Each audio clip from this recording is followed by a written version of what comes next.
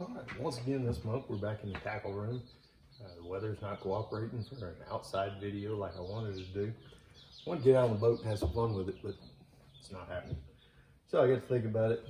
Some of the most common questions I'm getting these days, all the time, is about tarpon. Tarpon will be coming, not necessarily in the next week or two, but over the next month we should start seeing some. Typically they'll show up the last week of May, first week of June, somewhere in there. By middle of June, they're definitely here. So the time's coming, and I get a little antsy about it and start looking a little early, but what you can do in between is rig up for them. Get all the questions about what do we throw at them, what do we throw it with, how do you rig it. And start off with fly fishing, because that's my absolute favorite. On the big beachfront fish, you want a heavy rod, 11 or 12 weight. This is a 12 weight Axiom from TFO. You need a big beefy reel with a good drag on it. This is a 11 plus from Hatch, and I run Scientific Angler with a intermediate sink tip on it. For flies, just use the bait fish flies. This is a typical of what I use. This one's a little rough looking from riding in the boat. It'll straighten right back out. Just try to match what's out there. Doesn't have to be real thick, doesn't have to be real full. In fact, thinner is probably better. This one might be a little bit too full. But that intermediate sinking line will get it down there to the fish.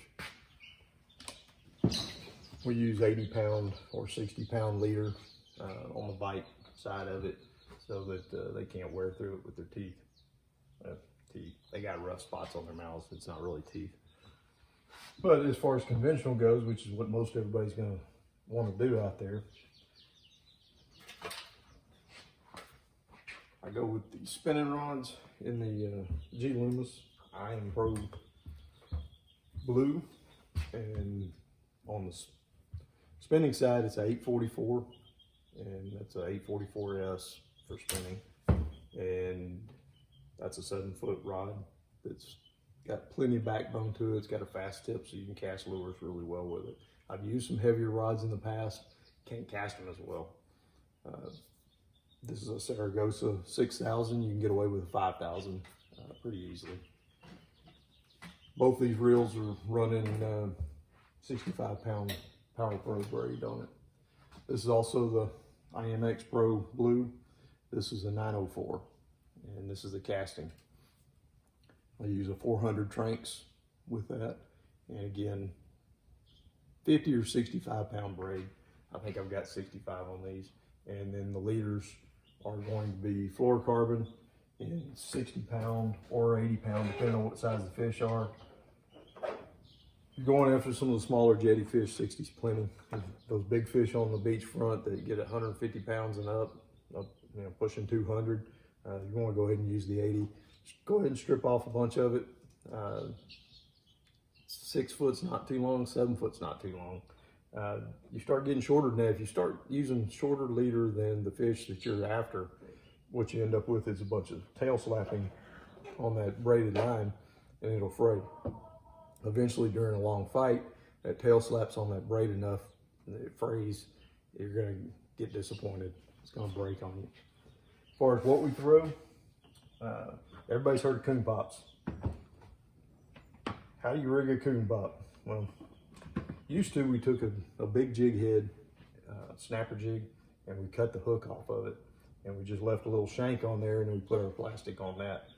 Hoagie out of Victoria started coming up with these, and they come in 2 ounce is my favorite, but they also have 1 ounce and a 3 ounce. That 3 ounce is really good at the jetties when the fish are deep. 2 ounces, like I said, that's pretty much my go-to.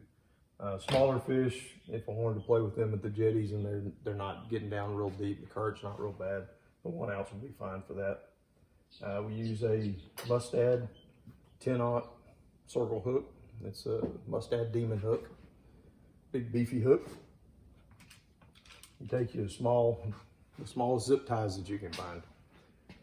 You run that through the eye, make your little loop, start to fasten it, Before you finish, slide it over the eye of the hook, pull down.